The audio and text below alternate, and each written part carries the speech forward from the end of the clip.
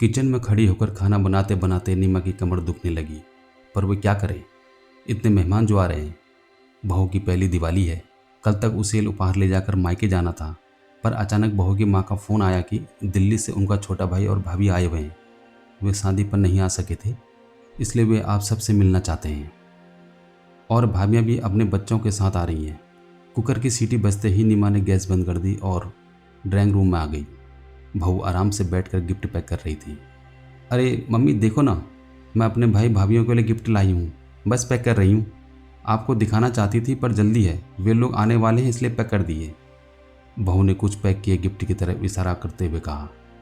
तभी नीमा जी का बेटा घर में दाखिल हुआ और अपनी पत्नी से बोला, बुलबुल एक कप चाय बना लाओ, आज ऑफिस में काफ़ी थक गया हूँ। अरे आप देख नहीं रही हैं कि मैं गिफ्ट पैक कर रही हूँ।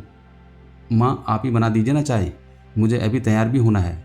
मेरी छोटी भाभी बहुत फैशनेबल है, मुझे उनके टक्कर का तैयार होना है। इतना कहकर बुलबुल अपने गिफ्ट पैक करने में लग गई। शाम को नीमा जी के ड्राइंग रूम में करीब 10 से 12 लोग बैठे हुए थे। उनमें बहू के तीनों भाई, उनकी बीवियां, बहू के मम्मी पापा और भाई के बच्चे। नीमा ने इशारे से बहू को बुलाया और रसोई घर में ले जाकर कहा, बहू सबके लिए चाय बना दे, तब तक मैं पकौड़े तल लेती हूँ। क्या मम्मी, मायके से परिवार के सारे लोग आए हैं और आप कह रही हैं कि मैं उनके साथ ना बैठकर यहाँ रसोई में काम करूँ? मैं तो कब से कह रही हूँ कि आप एक नौकर रख लो, पर अब है कि बस। अब मुझसे कुछ मत करने को कहिए। मेरे घर वाले मुझसे मिलने आए हैं, अगर मैं यहाँ किचन में लगी रहूँगी तो उनके आने का क्या फ़ायदा। इतना कहकर बहू किचन से बाहर निकल गई और नीमा जी किचन में अकेली रह गई। उन्होंने शांत रहकर काम करना ही उचित समझा। नीमा जी ने जैसे तैसे चाय और पकौड़े बनाकर बाहर रख दिए और वापस रसोई में खाना गर्म करने चली गई। बाहर से ठहाकों की आवाज़ जब जब उनके कानों में पड़ती, उनका मन जल जाता।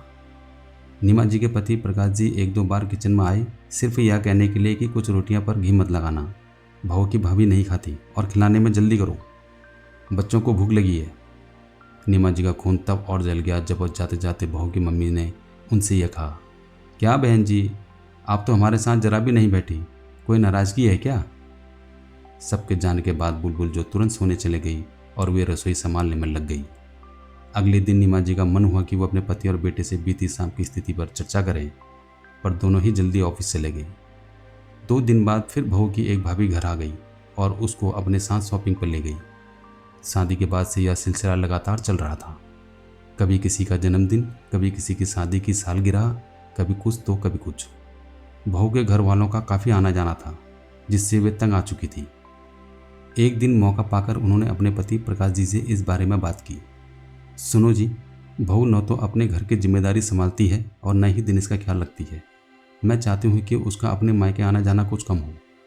शादी को साल होने जा रहा है और बहू आज भी महीने में 7 दिन अपने मायके में रहती है और बाकी के दिन उसके घर का कोई ना कोई यहाँ आ जाता है। सारा सारा दिन फ़ोन पर कभी अपनी मम्मी से, कभी भाभी से, तो कभी किसी सहेली से बात करती रहती है।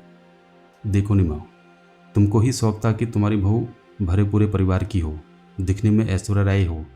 कितनी लड़कियां नापसंद करने के बाद तुमने खुद ही तो बुलबुल को पसंद किया था। अब तुम घर के मामलों में हम मर्दों को ना ही डालो तो अच्छा है। नीमा जी सोचने लगी कि इनकी बात भी सही है। मैंने कम से कम 25 लड़कियों को देखने के बाद अपने बेटे के लिए इसको चुना था। तभी पति की बातों से नीमा जी की तंत्रा टूटी। वे कह रहे थे, सुनो, तुम कितने दिनों से कहीं बाहर नहीं गई, ऐसा करो तुम अपनी बहन के घर हो आओ, तुम्हारा मन अच्छा हो जाएगा। अपनी बहन से मिलकर अपना दिल हल्का करने की सोच से ही नीमा जी खुश हो गई। अगले दिन ही वे तैयार होकर अपनी बहन से मिलने चले गई, जो पास में ही रहती थी। पर बहन के घर पर ताला लगा देख उनका मन घुस गया। तभी बहन की एक पड़ोसिन ने उन्हें पहचान लिया और बोली, अरे आप नीमा जी हैं ना, चंपा जी की बहन? जी हाँ, आपको पता है चंपा कहाँ गई है? चंपा जी पास के बाजार तक गई है, आप आइए ना, अंदर बैठिए। नहीं नहीं, मैं यहीं बैठकर इंतजार कर लेती हूँ, नीमा जी ने संकोच से कहा। अरे नहीं नीमा जी, अब अंदर आकर इंतज़ार कर लीजिए, वे आती ही होंगी। उनके बहुत आग्रह पर वो उनके घर चली गई। आपकी तस्वीर मैंने चंपा जी के घर पर देखी थी, आइए ना। सीखा, जरा पानी ले आना, उन्होंने आवाज़ लगाई। अंदर से एक बहुत ही प्यारी सी लड़की बाहर आई। बेटा देखो, ये नीमा जी हैं, चंपा जी की बहन। इतना सुनते ही उस लड़की ने उनके पैर छू लिए। नीमा ने उसे मन से आशीर्वाद दिया। वो विभागी पड़ोसन बोली, यह मेरी बहू है नीमा जी। नीमा, बहुत प्यारी बच्ची है। मम्मी जी मैं चाय रखती हूँ। इतना कहकर वो अंदर चली गई। नीमा ने एक नज़र घुमाई, इतने सलीके से हर चीज़ रखी हुई थी कि देखकर उनका मन खुश हो गया। कितनी संस्कारी बहू है इनकी। और एक हमारी बुलबुल है। बहन जी, चंपा दीदी आपकी बहुत तारीफ करती हैं। मेरा ध्यान चंपा की पड़ोसन पर चला गया। इतने में उनकी बहू चाय बिस्किट के साथ पकौड़े भी बना कर ले आई और बोली, लीजिए आंटी। हाँ बेटा। तभी फ़ोन की घंटी बज गई। पड़ोसन की बहू ने फ़ोन उठाया और बात करने के बाद अपनी सास से बोली, मम्मी, पूनम दीदी का फ़ोन था। शाम को हम सबको खाने पर बुलाया है, पर मैंने कह दिया कि आप सब यहाँ बहुत दिनों से नहीं आए हैं। आप और जीजा जी आज शाम खाने पर आ जाओ। ठीक कहा ना? हाँ बेटा, बिल्कुल ठीक कहा। बहू किचन में चले गई तो चंपा की पड़ोसन मुझसे बोली, पूनम मेरी बेटी है, शिखा, और उसमें बहुत प्यार है। अच्छा है बहन जी, नहीं तो आजकल की लड़कियां तो बस अपने रिश्तेदारों को ही पूछती हैं। नीमा जी ने यह कहकर अपने मन को थोड़ा सा हल्का करना चाहा। बिल्कुल ठीक कहा बहन जी, पर मेरी बहू अपने माता पिता की अकेली संतान है, एकदम सरल और समझदार। इसने यहाँ के रिश्तों को ही अपना बना लिया है। अभी शादी को 7 महीने ही हुए हैं, पर पूरा घर संभाल लिया है। वे गर्व से बोली। बहुत अच्छा है बहन जी, नीमा जी ने थोड़ा सहज होकर कहा। अकेली लड़की है तो अपने माता पिता के घर भी बहुत जाती होगी, वे अकेले जो हैं। नहीं जी, बहू ने शादी के बाद सिर्फ एक बार ही मायके गई है, वो भी कुछ घंटे के लिए। हम बात कर ही रहे थे कि बाहर से चंपा की आवाज़ आई, शिखा बेटा, घर की चाबी दे देना। चंपा की आवाज़ सुनकर शिखा किचन से निकली और उनको अंदर ले आई। शिखा ने खाने के लिए रुकने की बहुत जिद की, पर हम दोनों बहनें रुकी नहीं। अगले ही पल नीमा जी बहन के घर आ गई।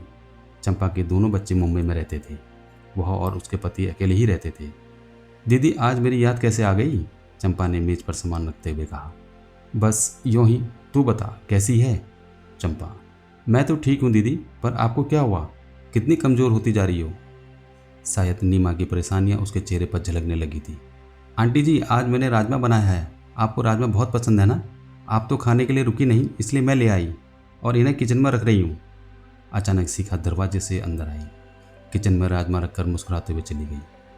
बहुत प्यारी लड़की है, नीमा जी के मुंह से अचानक निकल गया। अरे दीदी, यह वही लड़की है जिसकी बात मैंने दिनेश के लिए चलाई थी, याद है ना आपको? इनके ऑफिस के एक साथी की बेटी। दीदी, आपको याद नहीं आया क्या? चंपा ने नीमा की याददाश्त पर जोर डालने को कहा। अरे दीदी, जिसकी फ़ोटो भी मैंने मंगवा ली थी, पर इसका कोई भाई नहीं था, अकेली बेटी थी, इसलिए आपने फ़ोटो तक नहीं देखी थी। चंपा की बात से नीमा जी को ध्यान आया कि चंपा ने उससे इस लड़की के बारे में कहा था, पर उन्होंने कहा था कि जिस घर में बेटा नहीं उस घर की लड़की नहीं आएगी मेरे घर में, क्योंकि माता पिता कब तक रहेंगे, भाइयों से ही तो मायका होता है। तीज त्योहार पर भाई ही तो आते हैं। यही कहकर उन्होंने फ़ोटो तक नहीं देखी थी। दीदी, इस लड़की की फ़ोटो हमारे घर पर पड़ी थी, श्रीमती वर्मा ने देखी तो उनको लड़की पसंद आ गई और आज वह उनकी बहू है। बहुत गुणी है शिखा, अपने घर के साथ साथ हम पति पत्नी का भी खूब ध्यान रखती है। आओ चलो दीदी, हम खाना खा लेते हैं। राजमा के स्वाद में शिखा का एक और गुण झलक रहा था। घर वापस आते समय नीमा जी को अपनी गलती का एहसास हो रहा था कि लड़की के गुणों को अनदेखा करके उन्होंने भाई न होने के दक्यानुसी विचार को आधार बनाकर शिखा की फ़ोटो तक देखना पसंद नहीं किया। इस एक चूक की सज़ा अब उन्हें ताउम्र भुगतनी होगी। तो दोस्तों, ये कहानी आप लोगों को कैसी लगी? कृपया अपने विचार कमेंट्स के माध्यम से ज़रूर बताएं। धन्यवाद।